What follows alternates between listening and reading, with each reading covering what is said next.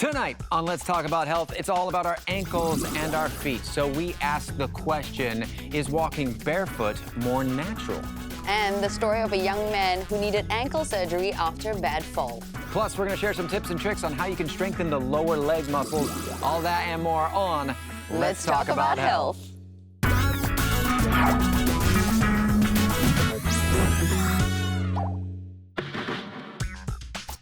Good evening, everyone. Tonight's show is all about feet, and I'm going to pose the question to Kat here.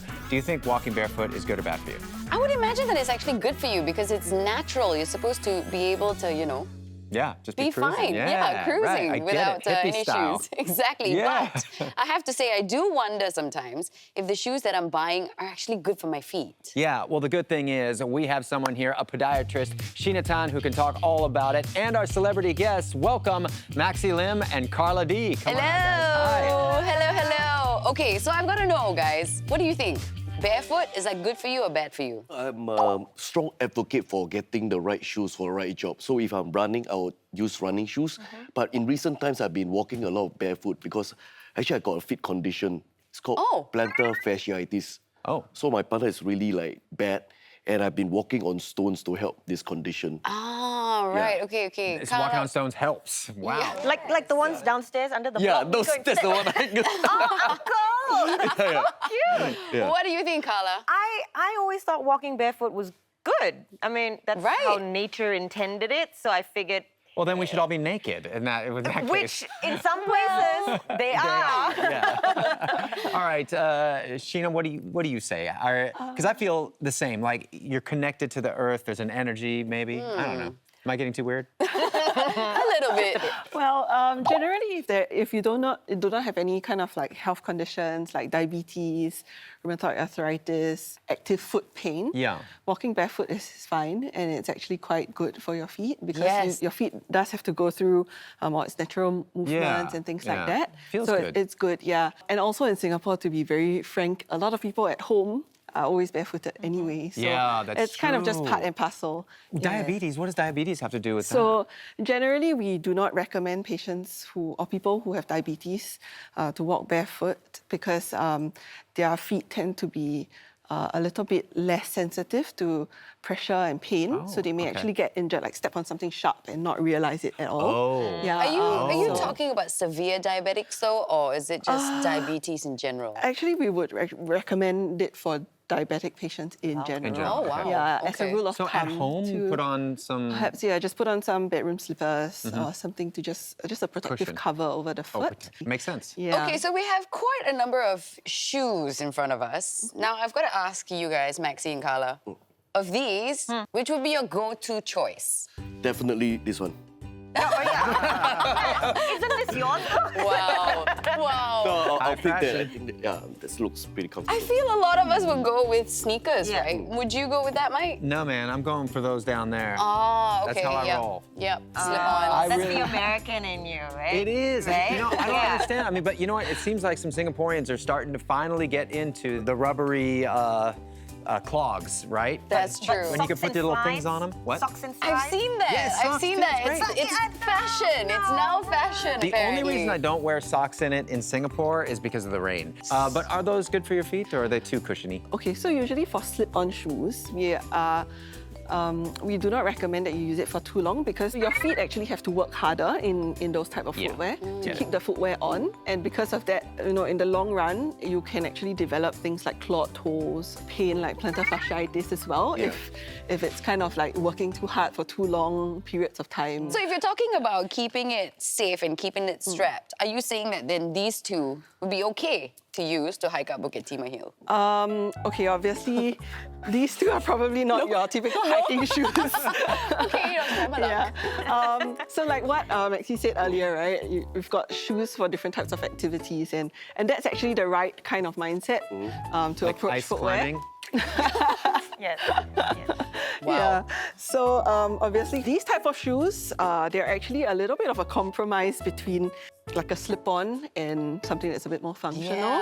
Yeah, so I wouldn't say that they're the best, to hike up Bukit Timah Hill, because obviously it's not as supportive as what we would like, trainers to be and things like that. By the end of this episode, we should be hiking up Bukit Timah Hill now.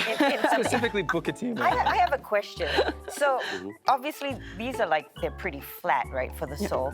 And this actually has an elevation. At any point, does having an elevation to your feet, is that good for you? Or it's... So actually, shoes with a little bit of an elevation can be good for you if you have certain conditions. So people who have this thing called Achilles tendinopathy, which is like a pain at the back of the heel, we typically get them to wear shoes with a little bit of an elevation, a bit of a heel height, just to relieve tension of that particular structure. Oh, so it's not so stretched as when your foot is flat. So it's not as stretched, and it gives them quite a bit of pain relief, but not too much. So this is kind of pushing it. Okay, so we're getting to that shoe, right? The high heels. Sometimes we have to wear it for work and sometimes long hours. Now, what are the most severe effects of wearing high heels for long hours? So high heels themselves, they kind of keeps your foot in a position that's very unnatural. It shortens your calf because obviously, the heel is elevated, so your calves are actually contracted and very tight all the time. It puts a lot of pressure at the front of the foot, so the balls of your foot tend to get a lot of pressure. You may start to get callus, so like hard skin forming. Because of the narrowness of that toe box, you can develop other kinds of foot deformities like bunions, bits and bobs that on the toe.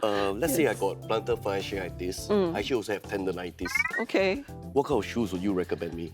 Sport shoes will be our go-to, like running shoes, because they're actually built biomechanically to kind of support the foot function. So when you're walking, it actually helps to alleviate some of the pressure, some of the strain on the structures that are injured. Also, typically most running shoes have a little bit of a heel height to them. So that would actually address the tendonitis that you have at the back of the heel. So it sounds to me like the type of shoes you wear depends a lot on your foot type. Is that true, or...? Yeah, it does, yes. But what are the different foot types? Do you know your foot type? T-Rex. I think I have wide in the front. It's sometimes hard for me to find a shoe that fits because they won't be the right size and length. Yes, actually understanding your foot type is important when you go and buy a pair of shoes. So when you go and buy sport shoes, actually there are different types of toe boxes that you can actually find at the sport shoe shop. You can actually tell them, oh, I'm looking for something that's a bit wider at the front. There are shoes that meet for wider feet, How often do we change our shoes? Is that something we have to do every 6 months, or...? Yeah, so it depends on your mileage. Having said that, a lot of times it refers more to people who run a lot. Typically, I would say 6 months is a good benchmark to kind of just check to make sure that there are no wear and tears on the shoe. So what we're looking for at the back of the shoe typically is to make sure that there isn't any very compressed bits of the shoe. And if you see any of those, it's time to change it. Okay. Sheena, thank you so much for all your insight. This has been a learning experience for our feet. And guys, don't go anywhere, because when we come back, we have a story of a young man who had to undergo ankle surgery because of a bad sports injury. Don't go anywhere. We'll be right back.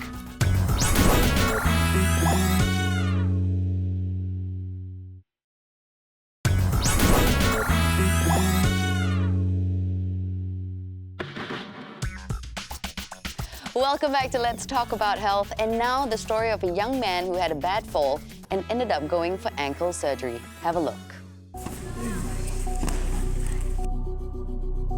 After I landed, I felt a snap. You feel it, then you know something's wrong. At that point of time, I went to the school clinic immediately. I even did an MRI scan. I think it was only after the MRI scan that they confirmed that it was a torn ligament. The pain came about a few days after the original injury, accompanied by some swelling. So I went to see Dr. Fong. Dr. Audrey inspected the ankle a bit. She told me that it was a torn ligament, so she recommended that I undergo surgery. So Jerry had lateral ligamentous instability of the ankle. The lateral ligamentous complex of the ankle consists of the anterior talar fibular ligament. It attaches from the tip of the lateral malleolus, which is the fibula, and goes into the neck of the talus right about here. There is another ligament from the fibula So these two are the main structures that control the lateral stability of the ankle. What happened with Jerry, I think, is that because the ligaments were stretched out, he tends to want to roll over. So this is what I mean by a sort of rollover instability. His ligament was overstretched and it never healed back in the retracted position. Ligaments heal, they heal in a stretched out position. So it's like a rubber band that you pull too many times. Unfortunately, once the rubber band is stretched out, you can't get the rubber band to sort of retract back into the same position that it was before the injury. At that point of time, I wasn't keen on getting surgery. I think it's the fear of the unknown. I wasn't sure what I was going to be undergoing, and I was also studying, so I felt that that might impact my studying a little bit as well. So that led me to drag on for about a year. Every ankle sprain is a potential to injure your cartilage. That might cause an early sort of arthritis to develop of the ankle. As I walked for a longer period of time, my ankle started to feel sore and aching. Even walking 10 to 15 minutes, it's just a very dull aching sensation that just persists throughout. Perhaps it got a little bit worse. I think that was about the time I decided to see Dr. Audrey. I explained to her my situation. She still recommended me to get surgery, which I accepted this time. So the surgery is to tighten up the loose rubber band. What I would do is actually cut and grab the ligament with a suture anchor. So there will be a small plastic screw that goes into the bone in about this direction. At the end of that plastic screw will be fiber sutures to catch the ligament and sort of tighten it back up. And we would do the same with the retinaculum just to augment the repair. Through the scope, I would be able to assess the cartilage inside the ankle a lot better. It was a keyhole surgery, so not much major cutting. I was bedbound for about a week plus. They will have more frequent physio sessions at the start, so about once a week. As time progresses, they will cut it down to about once every fortnight. I feel that the physio sessions ask you to do things that you couldn't do before your injury. You'll feel the physical difference that. Right. So after physio sessions, after a period of time, I can feel stronger. Yeah. And now, live with us in the studio in civilian clothing is Jerry's surgeon, Dr. Audrey. Hi, Dr. Audrey. Hi, thank you for having me. So, what can you tell us about feet? About ankle injuries specifically. Ankle injuries. Depends on how long you have. Ankle injuries are generally the most common sports injury that I see. There are different grades of ankle sprains, going from grades 1 to 3. We're talking about mild sprains, moderate sprains, to severe sprains.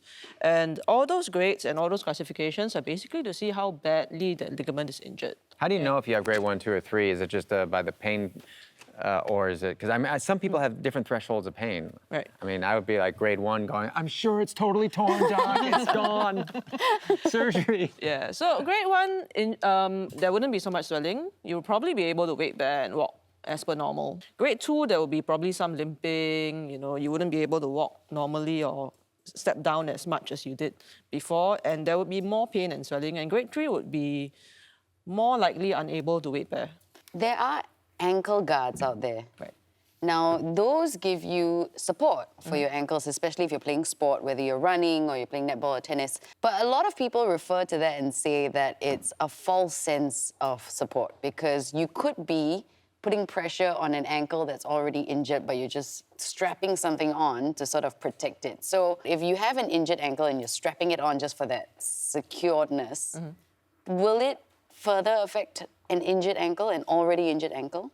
So I would use an ankle guard or ankle strap or a brace for the first 6 weeks to 3 months after injury, and this is just to let the ligament sort of scar up or heal up in a best possible position. I'm really curious, like when it comes to approaching sprains or injuries, Western medicine would always say ice it. But in Chinese medicine, they would like put something, a heated pad or boiled eggs to heat it up. So what are your Dr. thoughts? Audrey's smiling like she's like, I've heard these people. One is hot and the other is cold. So what's your thought about that? I mean, the whole principle behind icing or even heat pack therapy is just to reduce the amount of pain you feel and to decrease the edema. So I would say whatever works. I would love to try a fried egg on my next injury, though. See how that goes. Please don't try that. Oh, boiled egg. Yes. Boiled Rub egg, it. not And then fried egg. so how does that work? You just roll it on there? Or? Yeah, they will like wrap it in roll? a towel and just put it on the affected area. Got it. Yeah. Okay. So what exactly happens when we sprain our ankle? Just talk me through it. Okay, so most of the time when you talk about like ankle sprain that's related with exercise or with some kind of athletic thing, or when Mike goes in for a layup, falls, lands badly. So he would land normally badly with his foot in flexion, right, and in inversion. So this would actually stress this ligament right here, which is the anterior talar fibular ligament, which is one of the main contributors of stability. Okay, so the sequence of ankle ligament instability, it starts with the anterior talar fibular ligament, which goes from the tip of the fibula over to the talar's neck right about here. Okay, so once this gets injured, the next thing in this chain of injury is the calcaneofibular ligament slightly at the back. And if that is completely injured and torn as well, then it does progress to the posterior tabulofibular ligament, which is at the back of the ankle. Yeah. So it's a ring. Okay. Wow. Yeah. A question, just so I can settle an argument in my radio station with my on-air partner, Bernetta Lopez. She's constantly saying, I sprained my finger, I sprained my ankle, I sprained, if she steps on something wrong and it only hurts for like a short second, she'll be like, oh, I sprained it. Is that a sprain? If the pain is gone within like 30 minutes, 20 minutes, is that a sprain? It could be a grade 1 sprain. So if you're prone to spraining your ankle, does that mean you have a ligament problem? It could mean that, yes, if you have a ligament problem, you had a big injury before. It could also mean that you are naturally ligamentously a little bit laxer, which is quite common in Asians and women. So, and it could also mean that the muscles on the outside of your ankle are a little bit weak and not acting as those shock absorbers or helping things. We call that functional instability. Is there anything that, if you're running a lot, you're an athlete, but is there anything we can do to take precaution? Keep supple, stretch.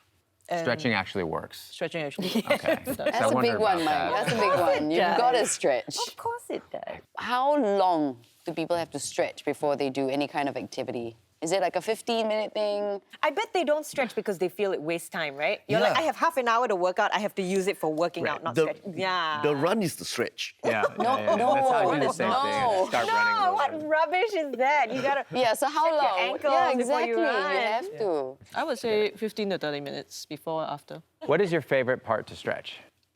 It would probably be my back and shoulders. Back and shoulders. And do you need somebody to help you do it, or you just bend I over can do it myself. Maxi? Perhaps the calves? Me too. Yeah. I'm like, it feels so good, right? Yeah. I think we're very similar. Yeah. I love getting on the treadmill just to stretch my calves on the side. You're lying because y'all don't stretch. on the side. I just go hold on to the side. That's my treadmill session. Stretch, Mike. Stretch. Okay, yeah. Stretch. Yeah? I can't in a suit, though, so I have an excuse. No. I'll rip the suit, Alrighty, thank you so much, Dr. Audrey. When we come back, we're going to talk about strengthening exercises. Okay, all right, I'm in. We'll see whether you can do that in a suit. I can't. Stay with us.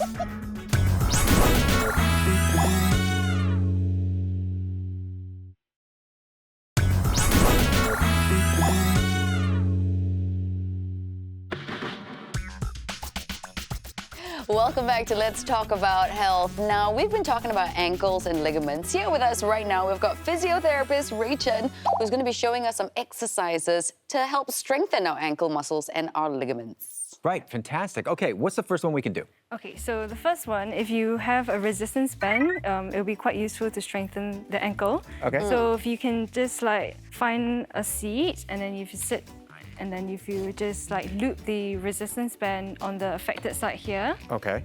And then anchor the resistance band with the other foot. And then you can lift the ankle up and then pull it up to the side. And you hold it there for about 5 seconds. And then you can repeat this for about 10 repetitions. Do you know when you sprain your ankle and then the ankle comes into this position, yes. right?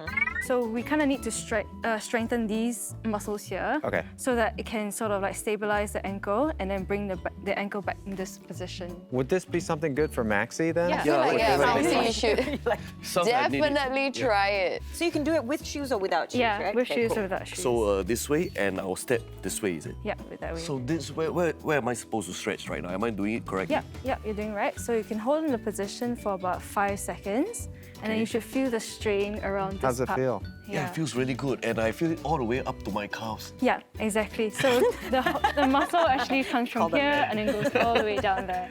Ah, okay. For strengthening the inner part of the ankle, you would then loop it this way. This way, okay. And then you can hold on to the band over there. So I'll just come around and anchor this over here for you. Okay. Okay. So how many repetitions? Yeah, so you hold for 5 seconds and then you do for 10 repetitions. Ah, and this is good for someone that just sprained their ankle. I think not in the initial part, but perhaps like in the first month after. Did you just sprain your ankle? I sprained my ankle many times. Oh, okay. But yeah, I think this is really good. Yeah. So these are, two basic and foundational strengthening exercises for the ankle. What else can we do? Right, so the first balancing exercise that we can do is to actually find the appropriate position that you can stand on one leg, or if not, just 2 legs.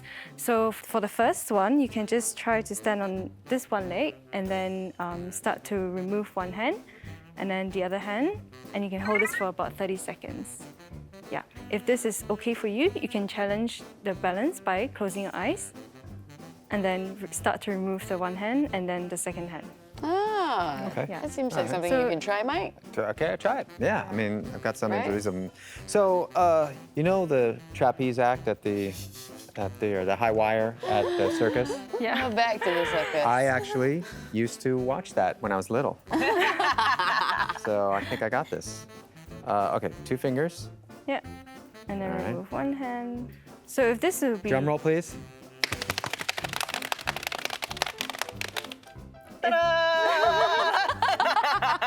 Beautiful.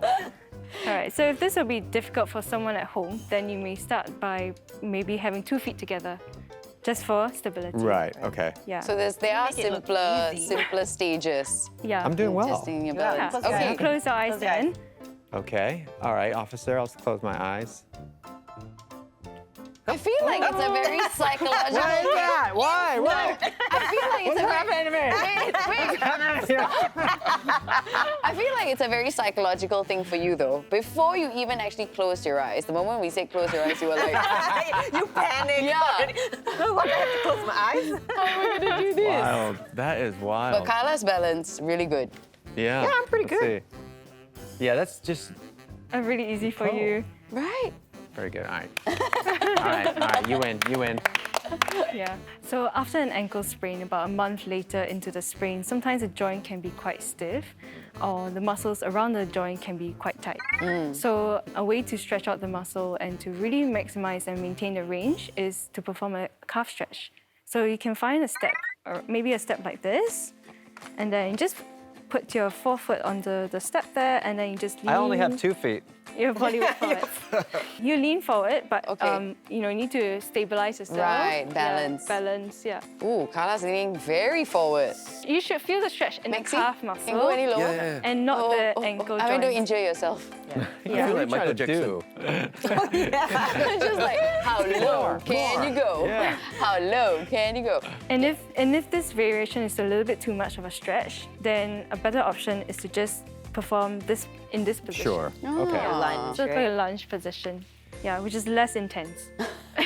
Well, I'll tell you. Look at you guys. Oh, yeah. There will be Just sprained my feet on TV. It's okay, now you have the exercise. Okay. I can do this at home. Tell you what, that is a perfect note to wrap this all up. Rachel, thank you so much for giving us all, imparting all this knowledge on us about how to take care of our ankles and our feet. And I hope you guys learned a lot at home. Thanks so much for watching. We'll catch you next time on Let's Talk About Health. Hey, if you enjoyed this episode, then make sure to catch our online series called We Need to Talk About This on MeWatch. It's not uncommon to see patients with severe diabetic complications that suffer amputation coming from ingrown toenail as well.